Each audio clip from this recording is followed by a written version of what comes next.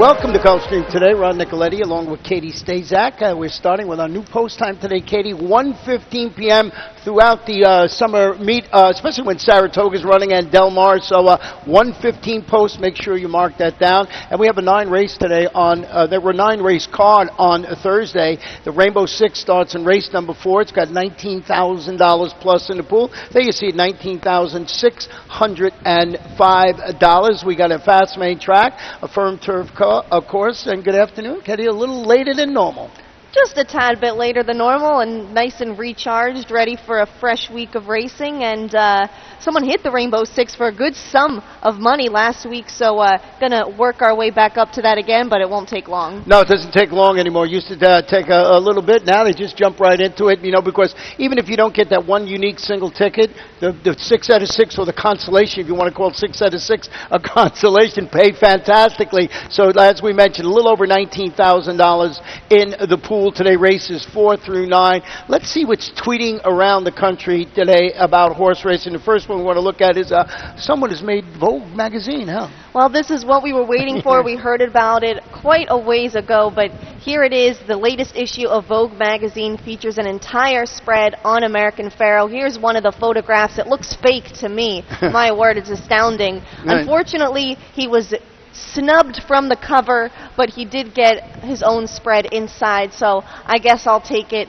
They did show what theoretically the cover would look like. It looked amazing if you get a chance to go look that up, but unfortunately we're not going to see it on stands. Hey, he's still in Vogue. I'm going to give them a big plus for that. Another one we want to talk about is a horse that's been pensioned, and that is a horse that we know very well, and that is War Emblem. Speaking of Derby winners Right. and Baffert runners, remember War Emblem. He's been pensioned from stud duty in Japan, and he's going to be heading over to Old Friends Farm in Kentucky for a property retirement in his hometown, and right alongside Silver Charm and also Sarava, who beat him in the Belmont during his quest to win the Triple Crown. So if you're in near Old Friends Farm, stop by and say hello to an old friend if you possibly can. The other one we want to talk about is a horse that ran here on Sunday and won, who is Stallion Stakes eligible. Yeah, this was sent to us, our Twitter account, over the weekend. How adorable is this? This is Bay Runner, who won one of our maiden special weight races over the weekend. That was on Sunday. This is him as a foal. What an adorable picture.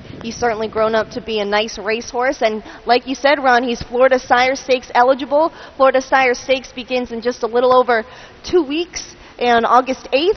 And we'll hopefully be seeing him in the starting gate there. Yeah, and he ran very, very well in that race on Sunday. He just went out of the gate and went on with it. A very nice performance trained by Ronnie Werner. So a horse that we're going to have fun to watch the rest of the summer here. With all of that taken care of, we're going to delve into Thursday's card. And the first race is a 6-furlong sprint. It's a claimer for fillies and mares, 3-year-olds and up, non-winners of 2 races in life, $12,500. We're going to have 8 runners going to the post in here. And both Katie and I started with number 8, Flash Jack, who's changing barns today. He is. This is a logical choice here. He's going to make his first start off the claim for trainer Angel Rodriguez. Last time out, dueled on the lead and stayed on for second. Was only beaten a length at this level and distance on July 3rd. That was her first start in more than 3 months, so definitely lots of room to improve for the new connection. Yeah, in the barn, limited sampling, 3 for 10 with new claims, 33%. I went with the horse you have in third, in second, and that is for Awesome American. He's going to wear blinkers today after returning from a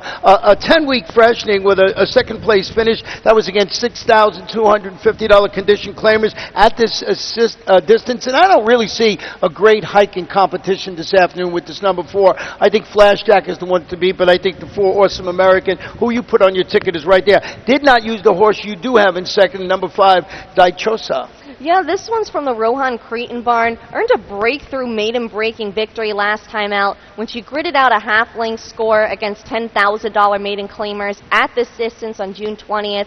I just like her consistency. She's hit the board in 4 of her last 5 starts and thought she was well spotted to face winners for the first time.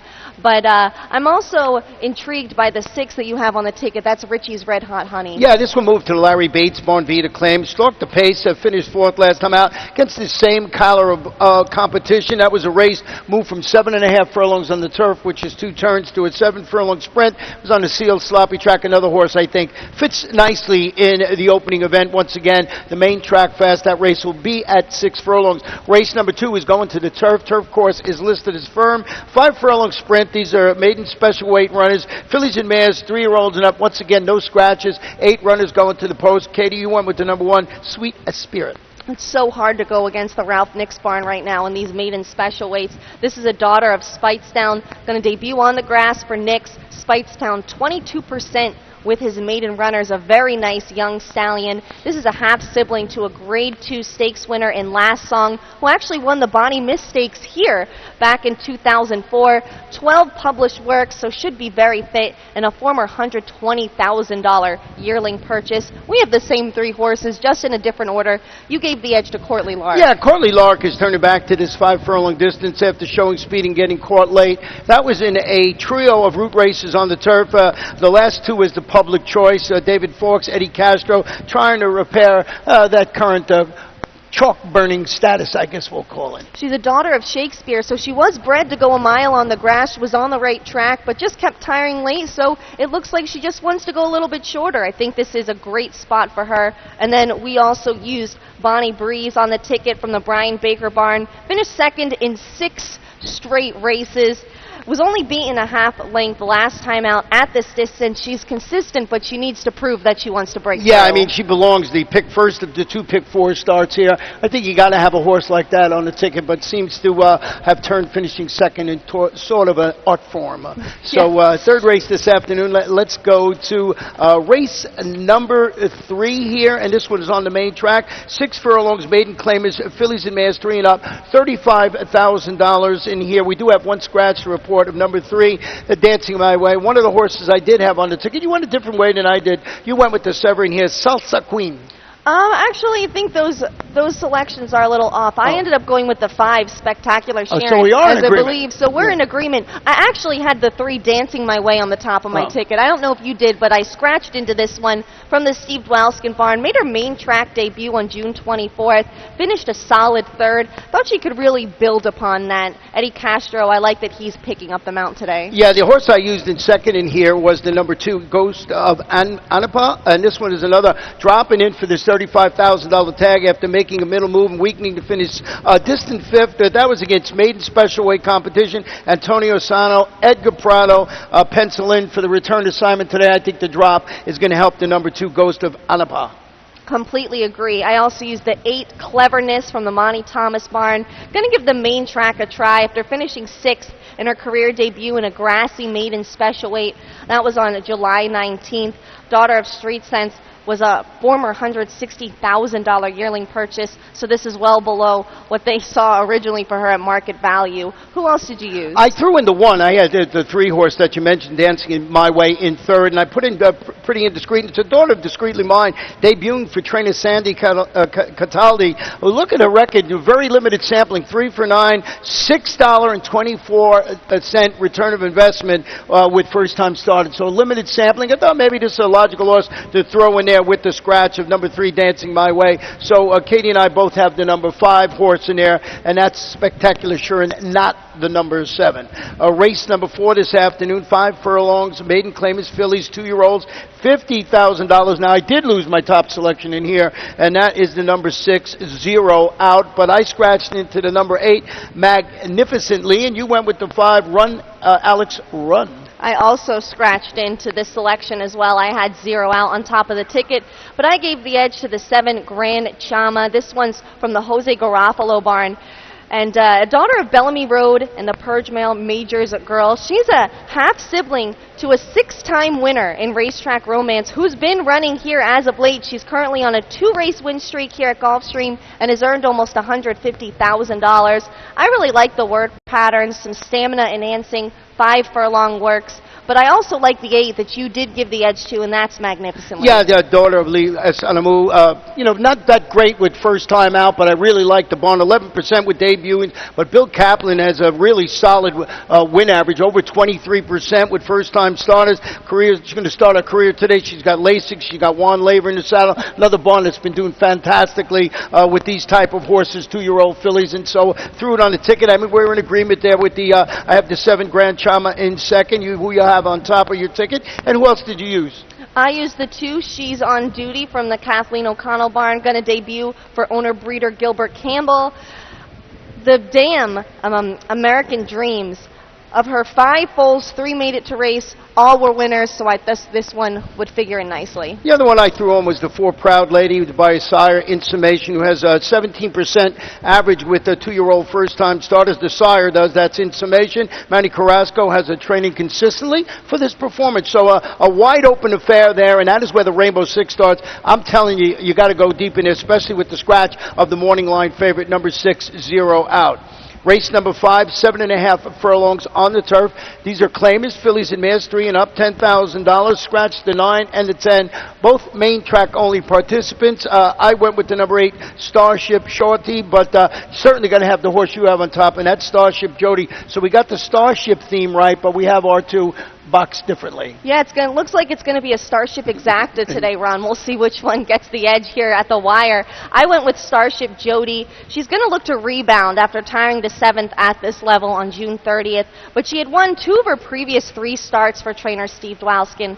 Last time out, got hooked up in a speed duel, very long sustained speed duel, but looks to be the controlling speed here, so I thought she'd fare a bit better. But there's also lots to like about Starship Shawty. Yeah, she's returning from the layoff, turning back to our most accomplished distance, what I like the most about her. 14 races, 4 wins, 3 seconds and a third. First start since finishing second to aforementioned Starship Jody. That was on June 27. Aubrey Mirage, 22% with this type of layoff. Eddie Dominguez in the saddle. I just thought with this being her favorite distance, I'd flip-flop these 2, but I think you got to use an Exacta box in there. And we both have the number 5, Sky Blue and Black on our ticket. This one had been running very well until last time out. She sat up closer to the pace than she usually does and ended up finishing 9th, so I'm hoping she'll revert back to her closing race tactics and return to the good form she was showing before then. Once again, scratch the 9 and 10 in there. We'll go to race number 6, 1 mile. These are claimers, 3 and up, non-winners of 3 races in life, $6,250. And another big scratch in here, 2 scratches actually, but the big one is the 5, the morning line favorite, Not Welcome. Also scratched number 7, Shiva Curlin. I scratched into the number 9, General Shamar. Is that what happened with you? Exactly. I loved Not Welcome in this spot, so I'm going to have to settle for General Shamar, but he looks like he figures very well in here. He's going to take a substantial class drop. Finished 5th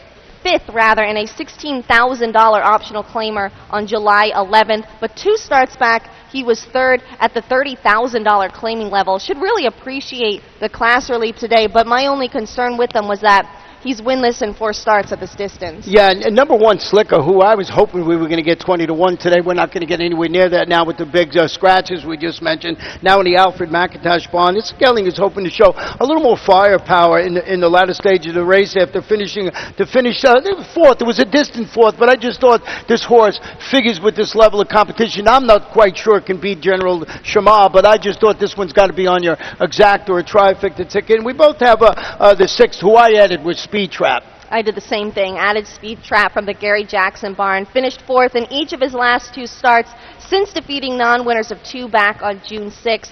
Both losses, though, came to horses that were on win streaks, so he's been running an okay company and finds a good spot. Well, let's go to race number 7 today. 1 mile and 1/16 on the turf. It's an allowance optional claimer. Fillies and mares, 3-year-olds and up. We do have 2 scratches in the race. Still going to have 9 runners in the field. Scratch the 7, Marie's Music. Also scratch number 9, Rockin' Rhonda. And we want to go back and show you a performance of a horse I did not use on my ticket, and I think I might be a little wrong with this one, and that's Holiday Stroll back on June 10th.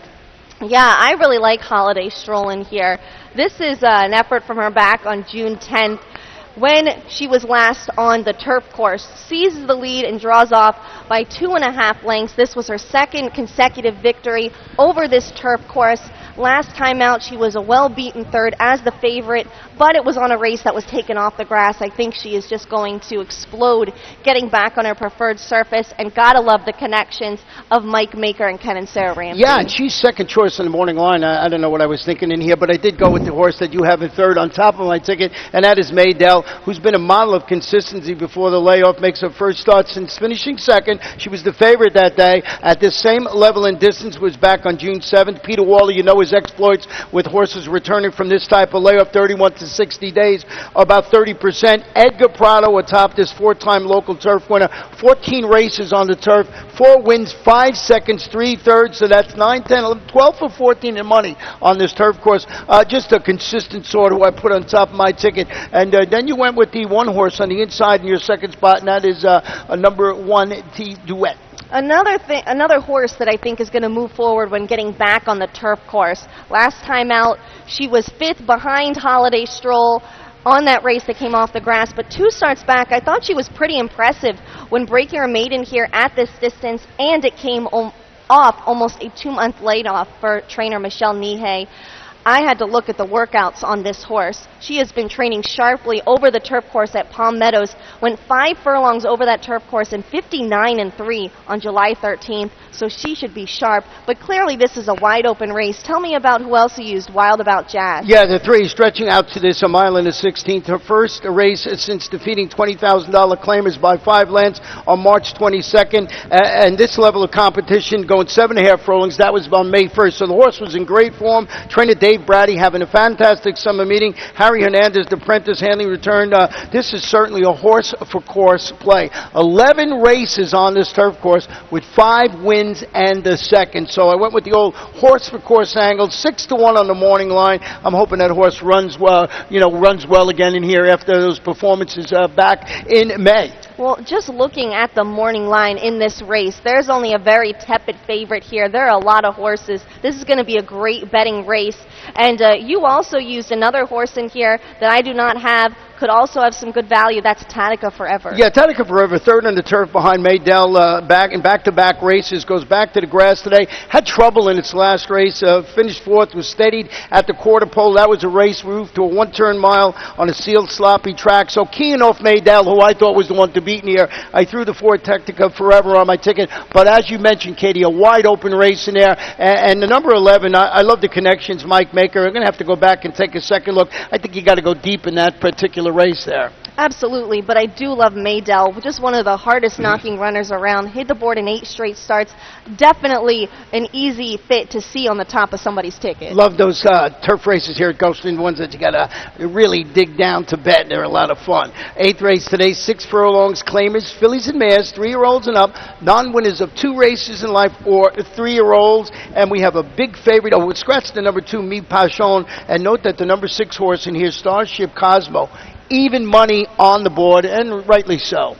Is this your best bet of the day? This is my best bet of the day. I can see why, and might be a lot of people's singles today. Not only is she a 3-time winner in this field, able to kind of exploit and capitalize off the conditions the way this race is written, but she's won 3 of her last 4. She's just the hot horse right now. Every other starter in here has only won once. So she really has the jump on him. Efren Loza Jr., trainer, spots her perfectly. She's going to look for back-to-back wins today and should sit the trip, too. And those 3 victories you were talking about were all against older horses. I don't know how much stock you put in, 3-year-olds going against 4-year-olds and up at this time of year, but this horse certainly looks like the one to beat. For all the reasons Katie mentioned, the only 3-time winner in the field, 15 races, 3 wins. Number 4, Fast Play Tilly, will face winners after drawing away at 5.5 furlongs. Really crushed the competition last time, but that was $10,000. Maidens won that race by like 9.5 lengths. Terry Pompey is the trainer. If she runs like she did last time out, she's going to be tough to beat. Could give Starship Cosmo a run for her money. But we also both used the 8 Pure Blizz, who made a bit along the rail to get up for 3rd at this level last time out. Another who figures, but you got to go deep in the last race, but I think you can go a little bit shorter here. Yeah, that horse that we were just talking to, we were talking about Pure Bliss, was 40-1 last time out. Now you got to take its 3rd choice on the board. So, the old saying, you didn't go to the wedding, why go to the funeral? Whatever that saying is. I don't know if I got that one right, but I tried. I like it, whatever it is.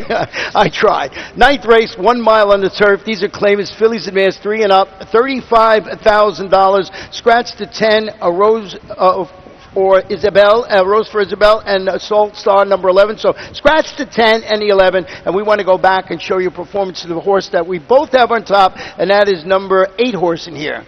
Well, she certainly should figure well in this spot by the way she ran last time out. She's going to duel through the stretch here. She's the 2 and is down along the rail, and I thought she made a very nice run. She's going to hook up here with the favorite in this race, who was a lot of people's surefire choice, and that is Princess Fiona. And she's really going to hold her own when she is pinned down at the rail, is only beaten by a half length, and that was $50,000 maiden claimer. So she's dropping her tag in a big way today, and I think she's a class of the field. Yeah, she's a daughter of Newmark, and Newmark by Unbridled Song, so lots of things to like, including the breeding for this turf event. Number 7 in here, Carta Regia, second at this level in distance in April, drops after hitting the board in 1 of 3 turf races. That was against tougher competition. Antonio Sano, Marcos Menendez will be in the saddle here. I just thought this was a logical contender on the board. She is, and the last time she ran for this tag, she was second, only beaten 3/4 of a length.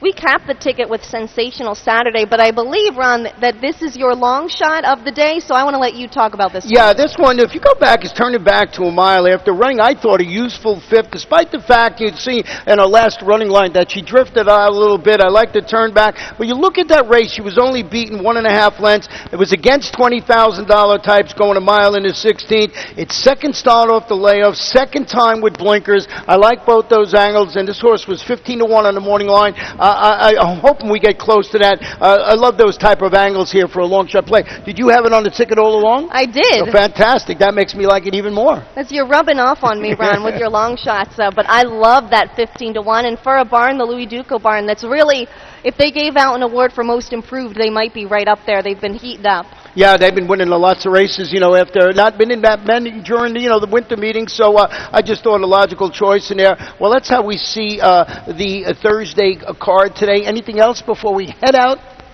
Just enjoy the day. Another week of racing in store and an exciting week, and hopefully you're already here because our post time was moved later, not earlier, so you won't miss anything. Yeah, you shouldn't have that problem. It's not an earlier post time. Don't forget, tomorrow Saratoga starts, so you can bet and wager on Gulfstream and watch and wager on Saratoga. So it should be, this is the fun time of the year if you're a horse racing fan. It is, and you won't have to miss any of the action here because our post times are going to just fit in right in there perfectly with Saratoga, so you'll be able to watch and wager on just about anything your heart desires.